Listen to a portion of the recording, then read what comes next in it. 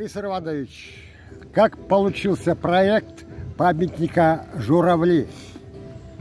Ну, дело в том, что когда я был в отпуске во Владикавказе, я поехал отдыхать в Алагир. В Алагир, ну там тоже по пути, там тоже есть храм Вознесения, все сделано из дерева, красного дерева, очень красивый храм.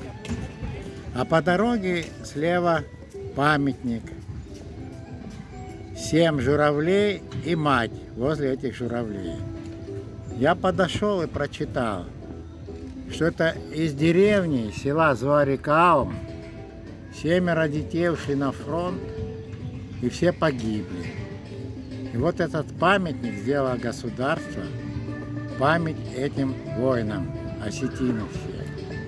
Поэтому я и подумал, нам тоже надо сделать такой памятник, поскольку у нас нет памяти о наших воинах, которые были в Анголе, которые были в Корее, в Осетии, в Южной Осетии, в Карабахе, а сейчас в СВО. Всем есть, Великой Отечественной войны есть памятник, афганцам, чеченцам есть, а этой категории людей нет. И я вот решил сделать журавли. Не в землю нашу полегли когда-то, а превратили в белых журавлей.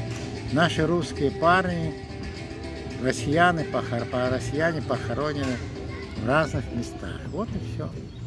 Молодец. И у меня возникли мысли, нарисовал, вот, Настя откорректировала. Ну вот у меня там есть, я рассказываю, как я это сделал, и будет памятник. Собрал я, правда, мало денег.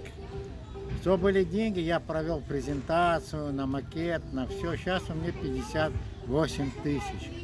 Мне надо 1,5 лимона. Вот, плохо собираются деньги. Люди обычно раньше давали, а я сейчас не работаю, трудно собрать. Услышал.